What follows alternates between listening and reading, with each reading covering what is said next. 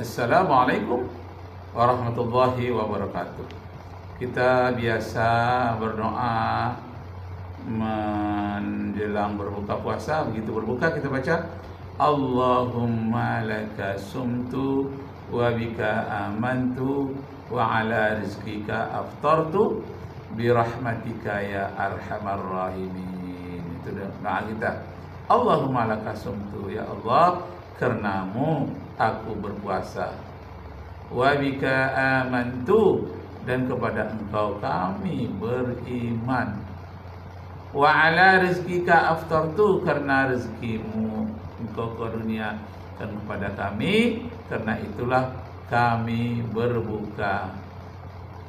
Allahumma laka sumtu wa bika amantu ala rizqika aftartu bi rahmatika ya arhamar rahimin. Berkat rahmatmu ya Allah yang maha pengasih lagi maha penyayang. Itu biasa kita baca di saat berbuka puasa. Kalau di saat sahur kita baca nawaitu sawma ghadin an adai fardhi sahri ramadana hazihi sanati fardan lillahi ta'ala. Sengaja aku puasa besok pagi untuk menunaikan fardu bulan Ramadan dengan tunai karena Allah Subhanahu wa taala. Jadi bukan puasa qada, bukan qadaan lillahi taala, tapi adaan lillahi taala, langsung tunai, bukan qada, bukan nazar, tapi memang kewajiban kita tunaikan adaan lillahi taala. Itu yang biasa kita lakukan. Tahu-tahu datang belakangan ada fatwa baru mengatakan, oh itu salah, niatnya salah, kok bacanya Allahumma laka samtu wa bika amantu wa ala rizqika aftartu. Aku berbuka itu sebelum berbuka, setelah berbuka baru dibaca. Kenapa?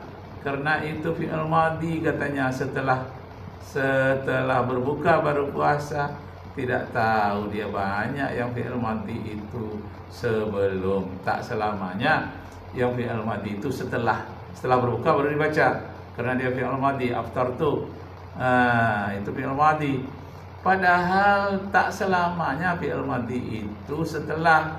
Ada juga fi'il madhi itu akan, yang tak ada perantara. Misalnya qad qamati shalah, qad qamati shalah, sesungguhnya telah berdiri sholat. Padahal belum sholat kita, baru iqamat.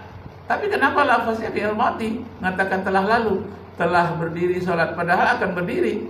Nah itu artinya tidak ada perantara antara sholat dengan iqamat. Begitu juga kita membaca Allahumma laka sumtu wa bika amantu wa ala rizqika aftartu, itu fi'il madhi. Nah itu tidak boleh ada perantara antara kita membaca itu dengan berbuka. Dengan setelah membaca itu kita cuci tangan dulu, cuci kaki, baru kita berbuka. Ada perantara namanya, jangan ada perantara, langsung. Nah itulah faedahnya fi'il madhi yang dibacakan sebelum melakukan tindakan, artinya tidak ada pembatas.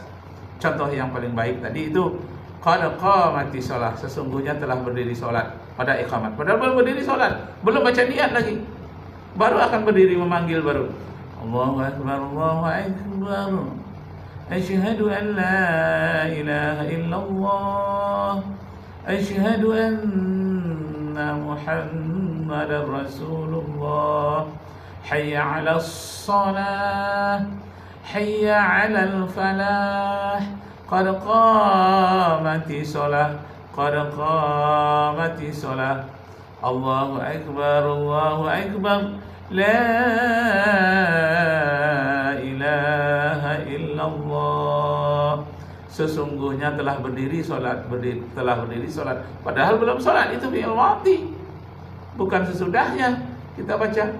Nah, sebelumnya itu menunjukkan faedahnya, menunjukkan bahwa tidak boleh ada perantara, tidak boleh ada pengumuman menjelang sholat itu. Nah begitu juga kita membacanya ketika akan berbuka puasa. Tidak ada perantara lagi antara kita membaca itu dengan berbuka puasa. Masya Allah, Sekarang dipermasalahkan yang seperti yang kecil-kecil seperti itu, seperti tidak ada pekerjaan lain lagi. Allahu Akbar, la ilaha illallah, Allahu Akbar, Allahu Akbar, walillahil hamd. Nah, kita dengar doa Allahumma lakas sumtu wa ala rizqika aftartu. Hadis ini telah didhaifkan oleh para ulama, ditegaskan oleh Imam As-Suyuti, Imam Ibnu Hajar, dan juga Sadruddin Al-Munawi, merupakan suatu hadis yang mursal. Nah, hadis ini tadi dibacakan oleh Ustaz Zainal Abidin LC. Itu juga Imam Ad-Dhahabi. Dan dikatakan oleh Imam Ibnu Al-Qayyim sebagai suatu hadis la yasbut, tidak tetap. Dengan demikian Syekh Muhammad Ibnu Shalih Al-Utsaimin memdhaifkan hadis tersebut. Begitu juga Syekh Nasruddin Al-Albani. Dengan demikian kita harus tinggalkan doa ini, dan Rasulullah sudah menggantikan dengan doa yang tidak tetap. Dengan demikian Syekh Muhammad Ibnu Shalih Al-Utsaimin memdhaifkan hadis tersebut. Begitu juga Syekh Nasruddin Al-Albani. Dengan demikian kita harus tinggalkan doa ini, dan tidak tetap. Dengan demikian Syekh Muhammad Ibnu Shalih Al-Utsaimin memdhaifkan hadis tersebut. Begitu juga Syekh Nasruddin Al-Albani. Dengan demikian kita harus tinggalkan doa ini, dan memberi uang kepada orang yang suka minta-minta jangan diberikan. Semua kita nggak tahu dia sholat apa tidak. Ini soal lain lagi. Kadang-kadang dia memang kerjaannya minta-minta. Orang yang meminta-minta datang kepada kita di permukaan bumi ini, kita beri, bukan kita curigai. Hati-hati. Nah, kalau kita kasih di rumah kita, nanti dipanggil teman-temannya, datang ke rumah kita. Belum tentu juga mereka adalah orang yang baik. Kita sudah mulai dididik oleh manusia sekarang untuk mencurigai orang yang datang meminta-minta. Iya, betul. Sementara Allah menyuruh kita memberi. Banyak teman-teman kita yang susah, kita datangi ke rumahnya, berikan. Manfaat, berlipat ganda ganjarannya daripada orang-orang di pinggir jalan yang nggak sholat, yang nggak puasa diberikan. Saya pribadi pernah bermimpi suatu malam. Ini serius ini. Bermimpi dikatakan sampai ke pagar surga. Nah, ini pagar surga. Jadi dari pagar itu dalam mimpi saya itu yang banyak masuk orang peminta-peminta ini. Jelas oleh saya mukanya dalam itu. Orang peminta, orang yang susah itu, itu kebanyakan yang masuk dari pagar itu tadi. Tapi surganya tidak nampak oleh saya, hanya pagarnya saja dalam pemikiran saya waktu mimpi itu. Jadi saya melihat, kok orang yang susah ini banyak melewati pagar surga. Nah, apakah mereka ini jadi penghuni surga? Justru kita yang merasa kecukupan, yang merasa banyak rezekinya, justru tak masuk surga, ataupun belakangan masuknya. Nah, saya merasa mimpi saya itu aneh sepintas, dan tak pernah saya ceritakan kepada orang lain, baru sekali ini karena terkejut mendengarkan ucapan dari YouTube ini tadi. Nah, saya pun tidak begitu perlu rasanya menceritakan seperti itu. Tapi yang tertuang dalam otak saya itu ada bahwa orang-orang ini besok ini orang-orang susah ini jadi dia penghuni surga. Nah, kita tak menghiraukan dia, justru dia masuk surga. Jangan-jangan kita yang tidak masuk surga, Masya Allah. Nah, aneh. Mungkin pernah saya mengabaikan orang-orang tak sedekah itu, sehingga masuk dalam pikiran saya ketika mimpi halusinasi barangkali. Ini bukan mimpi yang benar mungkin. Karena ada selasi terpikirkan, dikatakan dalam hati saya itu katanya, orang inilah jadi penghuni surga lewat dari pagar surga. Selayang pandang dalam mimpi itu pun satu kali. Mimpinya tidak berulang. Nah, tidak usah dimasukkan ke dalam hati yang selayang pandang itu. Yang kita lihat adalah nas dari Al-Quran dan hadis bagaimana tentang orang yang minta sedekah. Masya Allah. Nah, kita dengarkan yang benarnya. Yang saya tadi itu hanya intermezzo sepintas lalu. Masya Allah. Seperti yang antum belum pernah memberi peminta-minta di jalan itu 50.000. Pernah bro? Ya paling 10.000. Iya. Jangan diberikan. Kita beri. Jangan diberikan. Allah menyuruh kita memberi. Masya Allah. Memberilah. Kalau kita ada, Jangan. Assalamualaikum warahmatullahi wabarakatuh. Waalaikumsalam warahmatullahi wabarakatuh.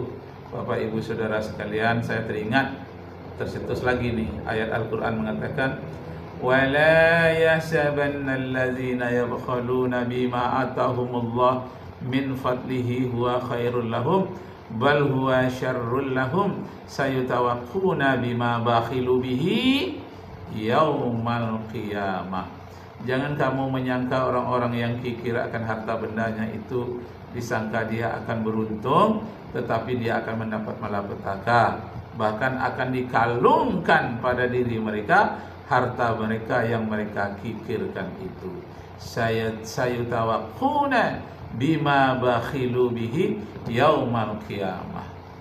Nah, pada ayat yang lain dikatakan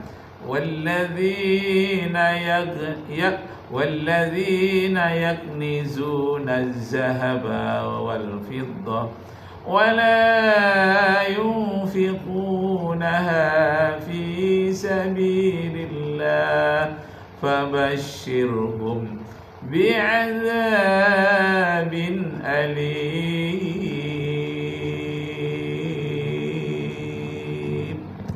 Orang-orang yang menumpukkan hartanya, menumpuk berupa harta, uang, kekayaan, emas, perak, tidak mau mereka zakatkan, mereka infakkan pada jalan Allah, berikan kabar kepada mereka bahwa azab Allah sangat pedih. Nah, terhadap orang yang tidak mau zakat, tidak mau berinfak. وَالَّذِينَ يَكْنِزُونَ الذَّهَبَ وَالْفِضَّةَ وَلَا يُنْفِقُونَهَا فِي سَبِيلِ اللَّهِ فَبَشِّرْهُمْ بِعَذَابٍ أَلِيمٍ. Orang-orang yang menumpukan hartanya, uang yang begitu banyak, harta kekayaan, ladangnya yang banyak, perniagaan yang banyak, emas, perak yang banyak, tidak mau mereka infakkan pada jalan Allah, beritahukan kepada mereka bahwa azab Allah sangat pedih. Nah, kita minta seorang ustaz dari Jawa, dari sebuah pesantren, akan menerangkan tentang hal yang berkaitan dengan sedekah itu tadi. Alhamdulillah wassalatu wassalamu ala Rasulillah wa ala alihi wa sahbihi wa man wala amma ba'du. Sahabat yang dimuliakan Allah Subhanahu wa taala, tak panjang lebar saya akan bongkar atas pernyataan Ustadz Zainal Abidin LC yang telah terang-terangan memanipulasi pendapat para ulama yang menjadi sandaran Ustadz Zainal Abidin. Muslimin, dan tradisi ini ternyata keliru, yaitu berdoa ketika berbuka puasa dengan doa Allahumma lakas sumtu wa ala rizqika aftartu. Hadis ini telah didhaifkan oleh para ulama, ditegaskan oleh Imam As-Suyuti, Imam Ibnu Hajar, dan juga Sadruddin Al-Munawi merupakan suatu hadis yang mursal. Begitu juga Imam Ad-Dhahabi. Dan dikatakan oleh Imam Ibnu Al-Qayyim sebagai suatu hadis la yasbut, tidak tetap. Dengan demikian Syekh Muhammad Ibnu Shalih Al-Utsaimin mendhaifkan hadis tersebut. Dan kemudian Al-Utsaimin. Saya ambil satu saja dari golongan atau dari ulama yang menjadi sandaran Ustadz Zainal Abidin. Iya. Di antara ulama-ulama yang disebutkan, saya sebut satu saja. Iya. Yaitu Syekh Albani. Iya. Ternyata pendapat Syekh Albani ini dimanipulasi oleh Ustadz Zainal Abidin ini. Mengapa saya mengatakan dimanipulasi? Karena dia tidak membaca kitab secara utuh apa yang menjadi prinsip dari Albani. Entah dia minim referensi, atau kekacauan pola pikirnya, atau memang pikirnya itu berpikir pendek. Masya Allah. Jadi membaca buku, apakah dari golongan kita, di luar kita, apalagi kita akan membantahnya, akan dibantah itu harus dibaca bukunya secara utuh. Ya, Bapak Ibu saudara-saudara sekalian, karena itu berdoa kepada Allah, Allahumma faqihna fid-din wa 'allimna ta'wil. Rabbi shrah li sadri wa yassir li amri wahlul 'uqdatam min lisani yafqahu qawli. Rabbi zidni 'ilman warzuqni fahman. Wassalamu alaikum warahmatullahi wabarakatuh.